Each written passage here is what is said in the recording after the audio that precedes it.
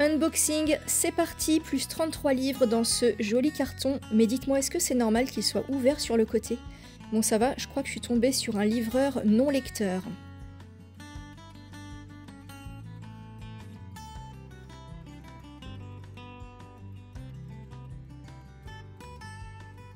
Il y a un peu de tout, comme vous pouvez le voir, je vais vous en parler dans quelques instants. Je vais aller me préparer un petit thé, mais juste avant, j'en profite pour vous demander de vous abonner si vous appréciez mon contenu, parce que c'est vraiment vous qui allez faire en sorte que ma chaîne perdure dans le temps. Alors n'hésitez pas à liker, à partager, à commenter, ça me fait toujours extrêmement plaisir de vous lire. Donc voilà, c'était un petit peu la minute pub, mais c'est important pour moi, parce qu'en tant que créatrice de contenu, j'ai vraiment besoin d'être encouragée et voilà, d'avoir votre soutien pour que cette chaîne continue dans le temps. Donc c'est vraiment très important, merci à vous. Aujourd'hui, on se fait une petite tisane aux fenouil.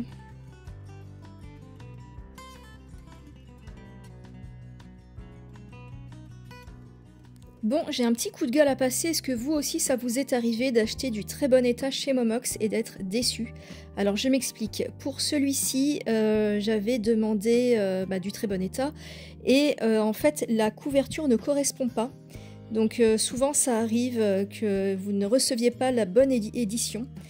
Celui-ci, je le trouve très abîmé. Je ne sais pas si vous voyez, il est abîmé aussi dans le coin en bas. Donc voilà, déception pour l'état de ces deux livres. Et alors celui-ci, j'ai pas compris, c'est une épreuve non corrigée, donc peut-être un service presse. Et je trouve que là aussi l'état n'est pas top. Il est même taché dans le bas, donc ça me dégoûte un peu. Je sais pas si je vais garder ces 3 livres, ils sont pas terribles. Je vais quand même vous les présenter. Alors tout d'abord, il y a un livre de François Mauriac, qui s'intitule Le mystère Frontenac, et c'est l'histoire d'une veuve, mère de 5 enfants, qui va s'oublier et oublier de vivre et ne penser qu'à l'intérêt commun de sa famille. Donc voilà, jusqu'ici, j'ai pas du tout été déçue de cet auteur, j'ai même beaucoup aimé ses livres, notamment Le Nœud de Vipère qui faisait partie de mes meilleures lectures 2022. Donc voilà, j'espère que je vais apprécier. Celui-ci, c'est Voix sans issue de Marlène Tissot. Donc c'est un texte sur la violence faite aux enfants et plus particulièrement sur l'inceste. Donc sujet très lourd.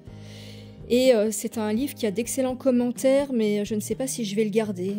Je ne sais pas ce que vous en pensez, parce qu'il est vraiment en mauvais état. Et puis le fait que ce soit une épreuve non corrigée, voilà, ça me tente pas trop, c'est peut-être un peu superficiel, mais j'aime bien les belles couvertures.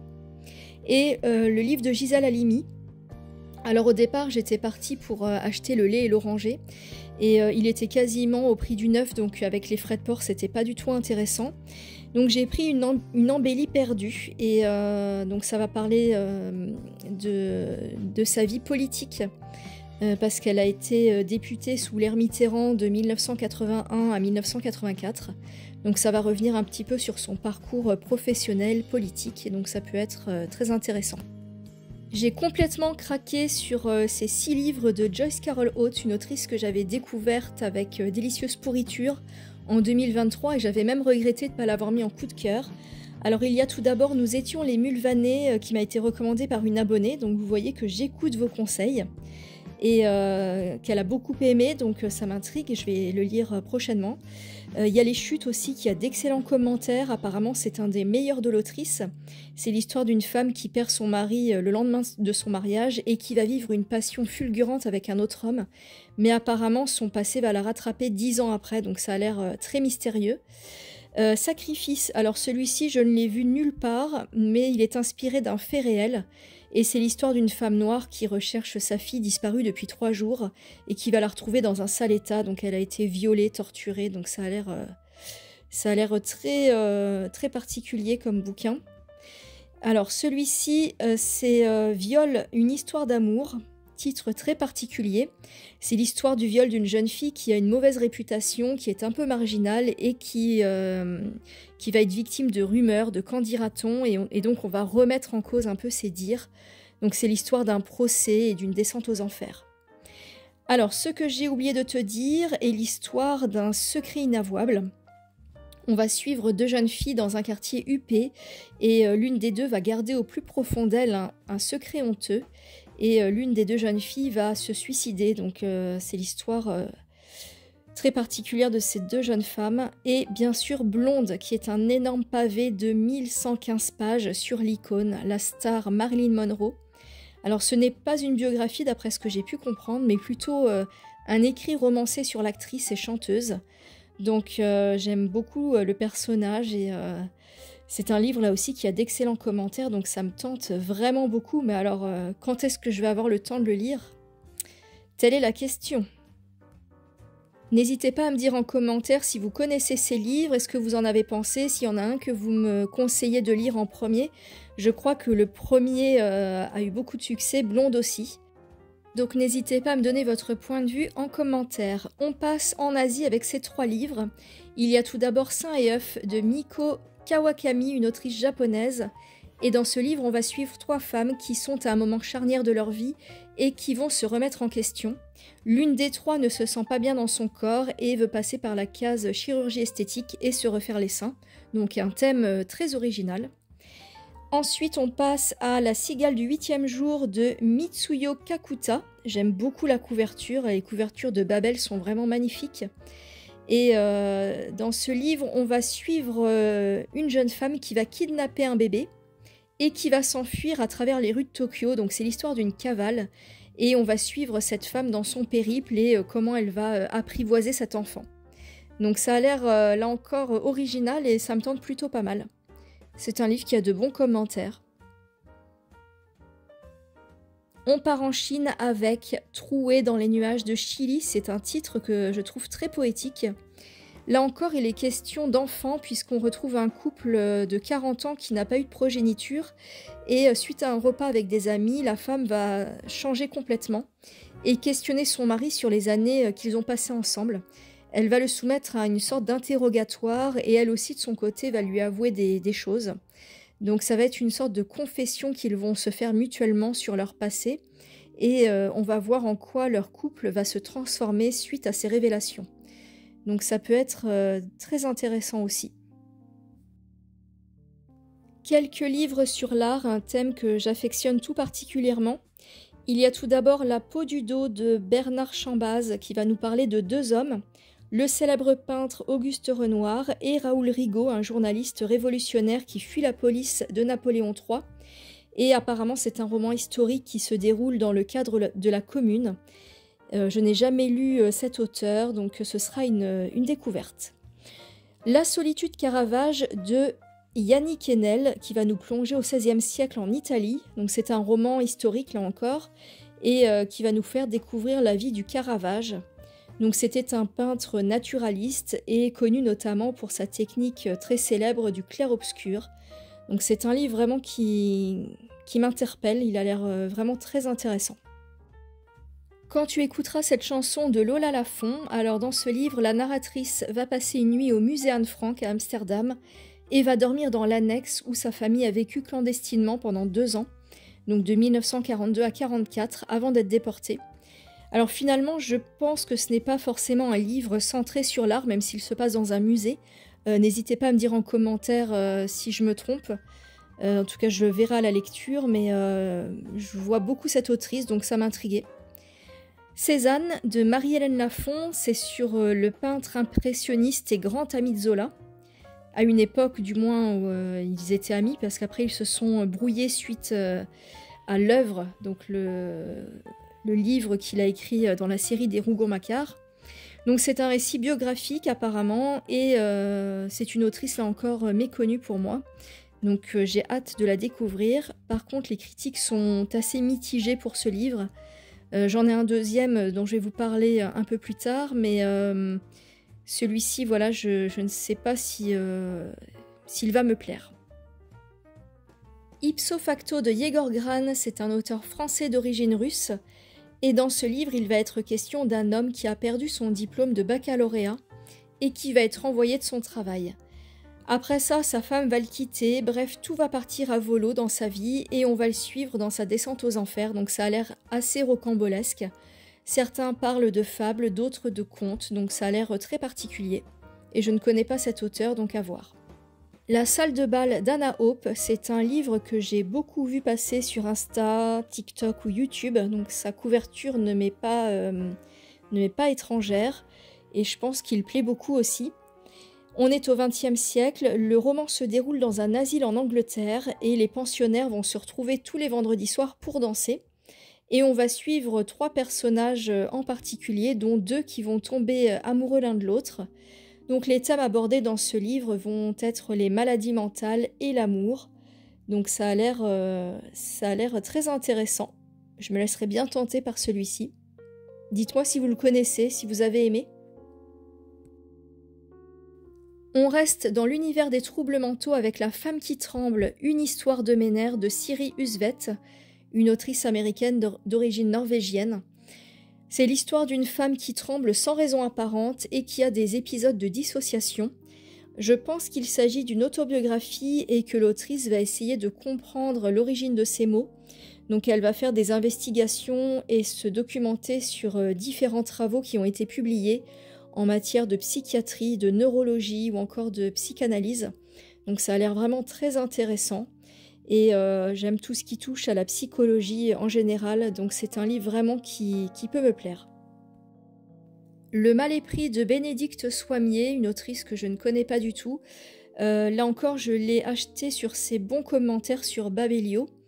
Et c'est l'histoire d'un homme qui va devenir violent. Il est très amoureux de sa voisine de palier et lorsqu'elle les conduit, il va devenir fou. Et en même temps, il va en venir aux mains, donc il va frapper la jeune femme. Il va complètement perdre la tête. Donc c'est un roman qui aborde les thèmes de la frustration et de la violence. Là encore, un livre qui peut beaucoup me plaire. J'aime tout ce qui est psychologique, qui touche un peu à la folie, aux troubles mentaux. Seuls ceux qui brûlent de Christiane Singer. C'est un roman qui se passe au XVIe siècle et qui parle d'un châtelain qui brûle d'amour pour son épouse. Donc là encore, on est dans le même thème que le livre précédent. Et il va devenir jaloux maladif et il va vouloir condamner sa jeune épouse. Donc on ne sait pas ce qu'il lui reproche.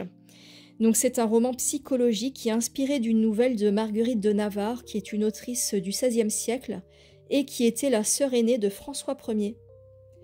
Et c'est un livre qui a d'excellents commentaires, donc là c'est vraiment un livre qui me tente beaucoup. Je pressens un coup de cœur pour celui-ci. Toujours dans le thème de la folie amoureuse, Mon mari de Maud Ventura, qui était un best-seller si je dis pas de bêtises. Et d'après ce que j'ai compris, c'est un livre sur la passion amoureuse mais qui va tourner à l'obsession. Donc voilà, c'est un livre là encore qui peut beaucoup me plaire, il a de bons commentaires, il a beaucoup plu. Voilà, dites-moi si vous le connaissez, est-ce que vous l'avez lu? Est-ce qu'il vaut le détour? C'est un livre qui a beaucoup tourné sur les réseaux sociaux, donc Insta, TikTok, YouTube là encore. Mais je ne sais pas si c'est un livre plutôt marketing ou vraiment qui a son intérêt, donc n'hésitez pas à me dire ce que vous en pensez. On poursuit avec Petite d'Édouard Carré qui va revenir sur l'histoire de la future Madame Tussaud qui est née à Strasbourg en 1761. Elle va aller à la cour du roi pour donner des cours de sculpture à la princesse Élisabeth. Je trouve que la couverture est très jolie, c'est un livre qui m'attire, mais c'est une sacrée brique aussi. Donc je sais pas quand est-ce que je vais avoir le temps de lire tout ça. C'est vraiment colossal là, tout ce que j'ai comme, enfin le planning que j'ai de lecture, ça se compte en années presque, parce que là il y a vraiment de gros volumes. Encore une brique avec L'homme qui aimait les chiens de Leonardo Padura, un auteur cubain. Là on est plus sur le roman historique puisqu'on va suivre l'assassin de Trotsky. Donc c'est pour les gens qui aiment la politique et c'est fait sous une forme de thriller, donc ça va nous parler un peu de conditionnement psychologique aussi puisque l'homme va être préparé à assassiner en quelque sorte. Il a d'excellentes critiques, mais là encore, bon, c'est un pavé de 600 pages, donc il faut vraiment s'accrocher. Et je ne sais pas quand est-ce que je vais avoir le temps de le lire. Otessa Moshfegh, j'avais envie de la redécouvrir avec Eline. Alors pour l'instant, je suis mitigée parce que j'ai aimé L'Abvona et beaucoup moins son roman Mon année de détente et de repos, ou l'inverse, Mon année de repos et de détente, je sais plus. Donc on verra avec celui-ci, il est moins bien noté que les autres, je crois, donc à voir. Un peu de poésie avec Paul Éluard et Capitale de la douleur, c'est un chef-d'œuvre apparemment, et un grand classique. Je vous présente très peu de poésie sur ce conte, voilà, donc je me force un petit peu à acheter des livres sur la poésie et à découvrir des auteurs. J'essaye un petit peu de sortir de ma zone de confort, en tout cas celui-ci, je trouve que le titre est magnifique. Et à mon avis, il se lit très facilement parce qu'il a l'air... Enfin, le texte a l'air très aéré, donc voilà, je pense que pour débuter dans la poésie, ça peut être pas mal. Les filles au lion de Jessie Burton, magnifique couverture, j'aime beaucoup. J'aurais pu vous le présenter dans les livres consacrés à l'art, puisqu'il va être question d'un tableau mystérieux. On va suivre une femme qui va enquêter à son sujet, et l'auteur du tableau est un peintre espagnol qui est décédé pendant la guerre civile. Apparemment, dans le bouquin, on va alterner entre deux temporalités, celle du peintre et celle de la jeune enquêtrice. Ça a l'air énigmatique en tout cas, tout ce que j'aime, donc c'est un livre qui a de grandes chances de me plaire.